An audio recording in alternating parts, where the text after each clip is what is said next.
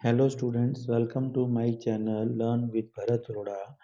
Students, इन दिनों हमने एक नया कॉन्सेप्ट स्टार्ट कर रखा है कि हम रीड 2022 में जितने भी आपके एसएसटी के क्लास 6 से लेकर 10th के चैप्टर्स हैं, पहले हम उनको कवर करेंगे। इसके अलावा हमारे दूसरे channel English with Chhagan Arora पर हमने जो आपका इंग्लिश है, बेसिक इंग्लिश है, उसके कॉन्सेप्ट को क्लियर करने की कोशिश की है। अगर आपके पास इंग्लिश सब्जेक्ट है रीड में तो आप वहाँ भी विजिट कर सकते हैं। चलिए हम स्टार्ट करते हैं। पिछले वीडियो में हमने एसएसटी के क्लास 6 के चैप्टर 1 को कवर किया था। इस वीडियो में हम चैप्टर 2 को कवर करेंगे। तो सौर परिवार आज के हमारे चैप्टर का नाम है सौर परिवार। पिछले अध्याय में हमने ब्रह्मांड की जानकारी प्राप्त की थी। इस अध्याय में हम सौर परिवार के बारे में, उसके सभी ग्रहों, उपग्रहों और अन्य आकाशीय पिंडों जैसे कि क्षुद्र ग्रह, उल्का पिंड आदि के बारे में जानकारी प्राप्त करेंगे। अब आपसे एक क्वेश्चन आ सकता है कि ये क्षुद्र ग्रह, उल्का पिंड क्या है? तो वो आकाशीय पिंड है। सौर परिवार सूर्य के चारों ओर केवल ग्रह ही भ्रमण नहीं करते हैं, बल्कि अनेक धूमकेतु, ग्रह कनिकाएं और उल्काएं भी परिक्रमण करते हैं। सूर्य, ग्रह, उपग्रह, धूमकेतु, उल्का आदि विशाल रूप से एक विशाल खगोलीय समूह है जिसे सौर परिवार अथवा सौर जगत कहा जाता है। यहाँ से हमारा पहला क्वेश्चन बनता है कि सौर परिवार में क्या क्या चीजें सम्मिलित हैं। तो आपको पता होना चाहिए कि सूर्य, ग्रह, उपग्रह, धूमकेतु, उल्का, ये जो चीजें हैं, ये 5 हैं, ये हमारे सौर परिवार में सम्मिलित हैं। इन सभी खगोलीय पिंडों में सूर्य अधिक महत्वपूर्ण है, इसलिए सूर्य को सौर परिवार का पिता या जनक कहा जाता है। ये पहला क्वेश्चन बहुत इंपॉर्टेंट बन जाता है कि सौर परिवार का पिता या जनक किसे कहा जाता है? सूर्य को कहा जाता है। सौर मंडल के सभी खगोलीय पिंड एक निश्चित पथ पर सूर्य का चक्कर लगाते हैं जिसे कक्ष कहा जाता है। तो नया क्वेश्चन बनता है, कक्ष किसे कहा जाता है? तो सौर परिवार मंडल के सभी खगोलीय पिंड एक निश्चित पथ पर सूर्य का चक्कर लगाते हैं जिसे कक्ष कहा जाता है। इसके बारे में 1543 में सर्वप्रथम निकोलस कॉपरनिकस ने बताया था कि सूर्य सौर मंडल के केंद्र में है। ये सबसे पहले हमें किसने बताया है? निकोलस कोपरनिकस ने। ये सारे क्वेश्चन जो हैं, आपको अगर आपने इस बार का एग्जाम दिया था तो आपने देखा होगा कि as it is question RBSE के बुक्स में से उठा के डाले हुए हैं। हमें बहुत अच्छे से इनको पढ़ना है और मैं कोशिश कर रहा हूँ कि आपका एक भी क्वेश्चन जो है यहाँ से बाहर ना जाए। और ये बात उसने कब बताई थी? निकोलस कोपरनिकस ने 1543 ईस्वी में, कि सूर्य सौर मंडल के केंद्र में है, सभी ग्रह उसके चारों ओर चक्कर लगाते। आधुनिक वैज्ञानिकों के अनुसार सौर मंडल की आयु लगभग 460 करोड़ वर्ष है। फिर एक क्वेश्चन बनता है कि आधुनिक वैज्ञानिकों के अनुसार सौर मंडल की आयु कितनी है? 460 करोड़ वर्ष है। सूर्य हमारी आकाश गंगा में के लगभग 100 करोड़ अरब तारों में से एक है। सूर्य जलती हुई गैसों का एक विराट पिंड है। इसकी सतह सदैव अस्थिर और शांत रहती है, अशांत रहती है। सूर्य में सबसे अधिक हाइड्रोजन और हीलियम है। सौर मंडल के लिए सूर्य प्रकाश और ऊष्मा का एकमात्र स्रोत है। इसका गुरुत्वाकर्षण सौर मंडल को बांधे रखता है। तो आंसर आता है कि सौर मंडल को किसने बांध रखा है? सूर्य के गुरुत्वाकर्षण ने। किसने बांध रखा है? सूर्य के गुरुत्व। इन छोटे छोटे पॉइंट्स को आप नोट कर लीजिए, क्वेश्चन इन्हीं में से ही आएंगे। सूर्य की पृथ्वी से दूरी अधिक होने के कारण सूर्य के प्रकाश को पृथ्वी तक पहुंचने में लगभग 8 मिनट और 30 सेकंड का समय लगता है। यानी कि आप मान के चलो कि सूर्य का प्रकाश पृथ्वी तक कितने समय में आता है? 8 मिनट और 30 सेकंड में। ये भी आप याद कर लेना। हमारे सौर परिवार में कुल कितने ग्रह हैं? 8 ग्रह हैं। ये भी याद कर लेना भी सौर परिवार में कितने ग्रह हैं जो सूर्य के चारों ओर चक्कर लगाते हैं। सूर्य से विभिन्न दूरी पर स्थित इन ग्रहों का आपस में टकराना संभव नहीं है। इनका अपना प्रकाश नहीं होता है। ये सूर्य से ऊष्मा और प्रकाश प्राप्त करते हैं। सूर्य से दूर जाने पर क्रमशः बुध, शुक्र, पृथ्वी, मंगल, बृहस्पति, शनि, अरुण, वरुण ग्रह हैं। अब ये आपको ये क्रम याद होना चाहिए कि पहले बुध है, फिर शुक्र है, फिर पृथ्वी है, मंगल है, बृहस्पति, शनि, अरुण, वरुण है। 2006 तक प्लूटो को भी एक ग्रह माना जाता था। अब ये भी क्वेश्चन आता है भी प्लूटो को कब तक ग्रह माना जाता था? 2006 तक। नए प्रमाणों के आधार पर अंतर्राष्ट्रीय खगोलीय समूह ने प्लूटो को किसका दर्जा दे दिया है? बोनी ग्रह का दर्जा दे दिया। तो ये छोटे छोटे क्वेश्चन जो हैं ये हमारे को एग्जाम में मिलते हैं और वहाँ हमारे छक्के छूट जाते हैं। सूर्य के पास स्थित बुध, शुक्र, पृथ्वी और मंगल ग्रह को आंतरिक या धरातलीय ग्रह भी कहा जाता है। क्वेश्चन आता है आंतरिक या धरातलीय ग्रह कौन कौन से हैं? सूर्य के पास में बुध, शुक्र, पृथ्वी और मंगल ये आंतरिक या धरातलीय ग्रह हैं। ये छोटे और कम घनत्व वाले हैं और चट्टानों से बने हैं। बृहस्पति, शनि, अरुण और वरुण ये ग्रह आकार में बड़े व कम घनत्व वाले, इन्हें बाह्य या गैसीय ग्रह भी कहा जाता है। तो यहाँ से कितना अच्छा क्वेश्चन बनता है कि बाह्य या गैसीय ग्रह किसे हैं? बृहस्पति, शनि, अरुण, वरुण। और आंतरिक या धरातलीय ग्रह कौन से हैं? बुध, शुक्र, पृथ्वी और मंगल। अब इनकी क्या खासियत है? आंतरिक ग्रह छोटे और अधिक घनत्व वाले हैं और बाह्य या गैसीय ग्रह बड़े व कम घनत्व वाले हैं। इसी तरह से हमें बताया है कि किस तरीके से पहले बुध है, बुध, शुक्र, पृथ्वी, मंगल, फिर आता है आपका शुक्र ग्रह, बृहस्पति, शनि, अरुण, वरुण। ग्रहों की विशेषताएं देखिए कि आंतरिक ग्रहों का निर्माण चट्टानों से हुआ है, इसके कारण इनका घनत्व अधिक है। बाह्य ग्रह का निर्माण गैस और तरल पदार्थों से हुआ, इनका घनत्व कम है। बुध, अब ये यहाँ से कई भी क्वेश्चन उठा सकता है कि बुध सूर्य की एक परिक्रमा कितने दिनों में करता है? 88 दिन में, 88 दिन में। और अपने अक्ष पर घूर्णन कितने दिन में करता है? 59 डेज में। शुक्र जो है वो सूर्य की परिक्रमा कितने दिन में करता है? 225 दिन में। अपने अक्ष पर घूर्णन कितने दिन में करता है? 243 दिन में। ना तो बुध का कोई उपग्रह है ना शुक्र का कोई उपग्रह है। पृथ्वी, पृथ्वी सूर्य की एक परिक्रमा 365 दिन में करती है, अपने अक्ष पर घूर्णन 1 दिन में करती है और उपग्रह की संख्या 1 है। हमारा उपग्रह कौन सा है? चंद्रमा। मंगल सूर्य की परिक्रमा 687 डेज में करता है, अपने अक्ष पर घूर्णन 1 दिन में करता है। उपग्रह की संख्या कितनी है? 2। बृहस्पति, बृहस्पति सूर्य की एक परिक्रमा 11 वर्ष और 11 महीने में करता है, अपने अक्ष पर घूर्णन 9 घंटे और 56 मिनट में करता है। उपग्रह लगभग कितनी है? 16। शनि सूर्य की एक परिक्रमा 29 वर्ष 5 माह में करता है, अपने अक्ष पर घूर्णन 10 घंटे 40 मिनट में करता है और उपग्रह की संख्या कितनी है? 18। अरुण, अरुण जो है वो सूर्य की एक परिक्रमा 84 वर्ष में करता है, अपने अक्ष पर घूर्णन 17 घंटे 14 मिनट में करता है और उपग्रह की संख्या 17। वरुण सूर्य की एक परिक्रमा लगभग 164 वर्ष में करता है, अपने अक्ष पर घूर्णन 16 घंटे 7 मिनट में और उपग्रहों की संख्या 8। खगोलीय वैज्ञानिकों ने सौर मंडल के पिंडों के कई वर्ग बनाए हैं: ग्रह, उपग्रह, बोने ग्रह और लघु पिंड। अब आपको ये याद होना चाहिए कि भैया कौन कौन से वर्ग हैं ये। उपग्रह ऐसे आकाशीय पिंड को कहते हैं जो किसी ग्रह के चारों ओर चक्कर लगाता है। ऐसा पिंड जो सूर्य की चक्कर परिक्रमा लगातार दूसरों का रास्ता भी काटता है उसे बोना ग्रह कहा जाता है। तो प्लूटो, एरिस, सेरिस ये बोने ग्रह के उदाहरण है। याद रखना है भैया कि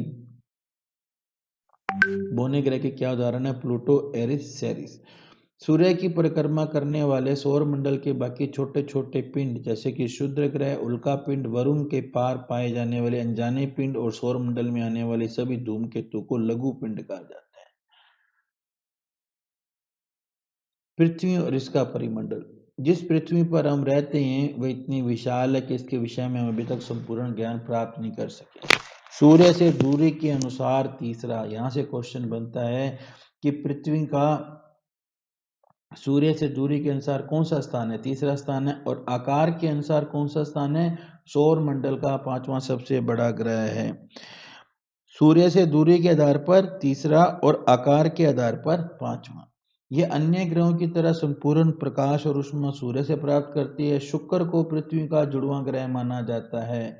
अब किसको पृथ्वी का जुड़वां ग्रह माना जाता है? शुक्र को माना जाता है, क्योंकि इसका आकार और आकृति लगभग पृथ्वी के समान है।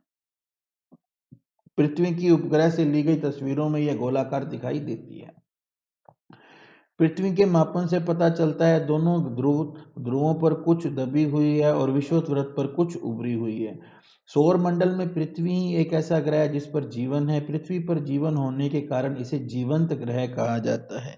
किसे जीवंत ग्रह कहा जाता है? पृथ्वी को कहा जाता है। सूर्य के निकटवर्ती ग्रह अधिक गर्म है और दूर ग्रह अधिक ठंडे हैं, इसलिए वहां जीवन संभव नहीं है। पृथ्वी का औसत तापमान 15 डिग्री सेंटीग्रेड है। अब ये क्वेश्चन फिर बनता है कि पृथ्वी का औसत तापमान कितना है? ये जीवन के लिए आदर्श है। यह तापमान वायुमंडल के कारणों से बना रहता है। यहाँ पृथ्वी के 3 प्रमुख घटक या परिमंडल आपस में मिलते हैं, एक दूसरे को प्रभावित करते हैं। पृथ्वी की ऊपरी ठोस जिस पर हम रहते हैं उसे स्थल मंडल या भूमंडल कहते हैं।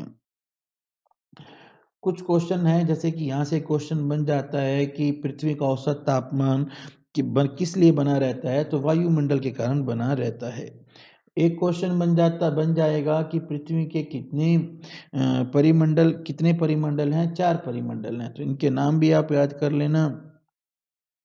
स्थल मंडल जो पहला है, ये हमारा स्थल मंडल है। स्थल मंडल पर मिट्टी पाई जाती है जिससे किसी न किसी रूप में जीवों को भोजन प्राप्त होता है। स्थल मंडल से हमें विभिन्न प्रकार के खनिज मिलते हैं जो जीवन निर्वाह के लिए महत्वपूर्ण है। पृथ्वी के चारों ओर जो गैसों का वातावरण है उसे वायुमंडल कहा जाता है। Nitrogen, oxygen, argon, carbon dioxide, ये वायुमंडल में पाई जाने वाली प्रमुख गैसें हैं। ऑक्सीजन एक जीवनदायिनी गैस है जिससे सभी जीव श्वसन क्रिया में लेते हैं। जल जो जीवन के लिए सबसे आवश्यक है, पृथ्वी के लगभग 71% भाग पर है। ये भी क्वेश्चन आ जाता है कि पृथ्वी के कितने प्रतिशत भाग पर जल है? 71% पर। इसे ही जल मंडल कहा जाता है। पृथ्वी को जल ग्रह या नीला ग्रह भी कहा जाता है। पृथ्वी पर जल सागरों, महासागरों, झीलों, नदियों में पाया जाता है। महासागरों का जल खारा होता है।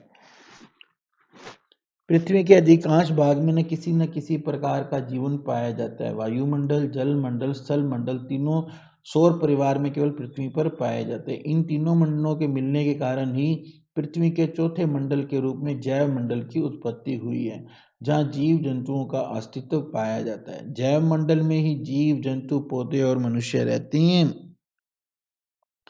अब तक ब्रह्मांड की ज्ञात जानकारी के अनुसार केवल पृथ्वी पर जीवन संभव है। उपग्रह, जिस प्रकार ग्रह सूर्य की परिक्रमा करते हैं वैसे ही ग्रहों की परिक्रमा करने वाले छोटे छोटे आकाशीय पिंडों को उपग्रह कहा जाता है। पृथ्वी का केवल एक ही उपग्रह है, चंद्रमा। मैंने आपको ऊपर बताया था। कुछ ग्रहों के एक से अधिक है। शनि और बृहस्पति के कई उपग्रह हैं। पृथ्वी और बुध और शुक्र का कोई उपग्रह नहीं है। ग्रहों की भांति उपग्रहों में भी प्रकाश और ऊष्मा नहीं होती है। इनमें भी सूर्य के ताप से प्रकाश और ताप मिलता है। अनेक उपग्रह चंद्रमा से बड़े, जैसे शनि का टाइटन, बृहस्पति का गैनीमीड और कैलिस्टो। अब देखो यहाँ से एक और क्वेश्चन बन जाता है कि टाइटन किसका उपग्रह है? शनि का उपग्रह है। और गैनीमीड किसका उपग्रह है? बृहस्पति का। और कैलिस्टो किसका उपग्रह है? बृहस्पति का। ऐसे छोटे छोटे क्वेश्चन आ जाते हैं। अब देखिए एक क्वेश्चन और बनता है कि शनि का जो उपग्रह टाइटन है वहां पर पृथ्वी की तरह सघन वायुमंडल है। यहाँ नदियां और जलाशय हैं और धरातल पृथ्वी जैसा है। वायुमंडल की प्रमुख गैस नाइट्रोजन है। जीवन की संभावना है या नहीं, इसका पता लगाने के लिए वैज्ञानिक प्रयास होता है। तो एक क्वेश्चन बन जाता है कि एक तो बन गया कि शनि का उपग्रह कौन सा है, दूसरा है किस उपग्रह पर पृथ्वी के समान सघन वातावरण की खोज की गई है। तो वो टाइटन पर की गई है। ठीक है, आगे हम चलते हैं। चंद्रमा, पृथ्वी का सबसे नजदीकी गोलाकार आकाशीय पिंड चंद्रमा है। आधुनिक खगोल शास्त्रियों के अनुसार यहाँ पे जल और वायु का अभाव है, इसलिए जीवन संभव नहीं है। हमारी पृथ्वी के धरातल और चंद्रमा के धरातल में कुछ समानताएं हैं। हमारा चंद्रमा का धरातल पृथ्वी के धरातल की तरह उबड़ खाबड़ है। एक क्वेश्चन बनता है कि चंद्रमा की तुलना में पृथ्वी कितने प्रतिशत बड़ी है? लगभग 81 गुना बड़ी है। ठीक है। चंद्रमा की कलाएं, पृथ्वी और चंद्रमा दोनों क्या करती? गोल है। दोनों सूरज से प्रकाश प्राप्त करते हैं, इसलिए दोनों के आधे भाग पर प्रकाश रहता है, आधे पर अंधेरा रहता है। सूरज से प्राप्त प्रकाश की किरणें चंद्रमा से परावर्तित होकर पृथ्वी पर आती हैं, जिसे हम चांदनी कहते हैं। तो चांदनी क्या है? चांदनी चंद्रमा की किरणें हैं। महीने में एक ही बार चंद्रमा का पूर्ण प्रकाशित भाग पृथ्वी के सामने आता है, इसे भारत में पूर्णिमा कहते हैं।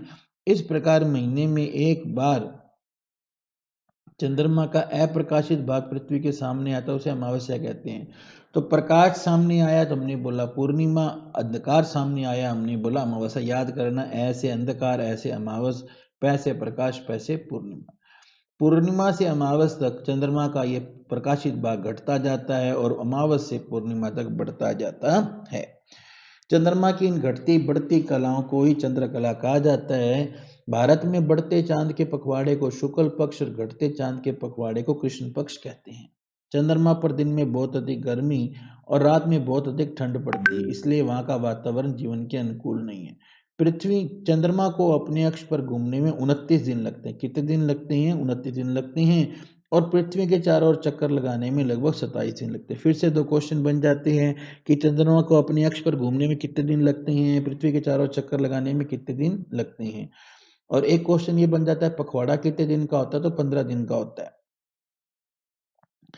क्षुद्र ग्रह, मंगल और बृहस्पति के बीच एक पट्टी में स्थित परिक्रमा करने वाले असंख्य छोटे छोटे पिंडों को क्षुद्र ग्रह या अवांतर ग्रह कहते हैं। अब ये आ जाता है क्वेश्चन कि साहब मंगल और बृहस्पति के बीच की पट्टी को क्या कहते हैं? क्षुद्र ग्रह कहा जाता है। इसका निर्माण ग्रहों के बाद बचे मलबे से हुआ। इसका एक एग्जाम्पल है सेरस। उल्कापिंड, उल्काएं धूमकेतु या शुद्ध ग्रहों से टूटे हुए टुकड़े हैं जो पृथ्वी के गुरुत्वाकर्षण से धरती की ओर खींचे चले आते हैं। टूटते हुए तारे को हम क्या कह देते हैं? उल्कापिंड कह देते हैं। मार्ग में वायुमंडल के घर्षण के कारण जलने लगते हैं और नष्ट हो जाते हैं। वायुमंडल में घर्षण के समय ये चमकीली रेखा के रूप में दिखाई देते हैं, जिन्हें हम टूटता तारा कहते हैं। कुछ उल्काएं बड़ी होने के कारण पूरी तरह से नष्ट नहीं हो पाती हैं, पिंड के रूप में पृथ्वी से टकरा जाती है। इस स्थिति में इन्हें उल्का पिंड कहा जाता है। इससे धरती पर गड्ढे बन जाते हैं। तो कुछ बातें याद रखिए कि पृथ्वी का सबसे बड़ा ग्रह कौन सा है? बृहस्पति। पृथ्वी का सबसे सौरमंडल का सबसे बड़ा ग्रह बृहस्पति। सौरमंडल का सबसे छोटा ग्रह बुध। जीवंत ग्रह पृथ्वी, और पृथ्वी किन दो ग्रहों के बीच में स्थित है? शुक्र और मंगल के बीच में स्थित है। तो इस तरह से जितने भी हमारे इंपॉर्टेंट क्वेश्चन थे जो मैं इस चैप्टर से निकाल सकता था, मैंने आपको बताए हैं। अगर आपको मेरा ये प्रयास अच्छा लगा हो तो वीडियो को लाइक एंड शेयर करना। और मैं आपको वादा करता हूँ कि आपका जितना भी सिलेबस है वो आपको 6 से लेकर 10 तक का वो आपको कंप्लीट करवा दूंगा। Thank you, have a good day.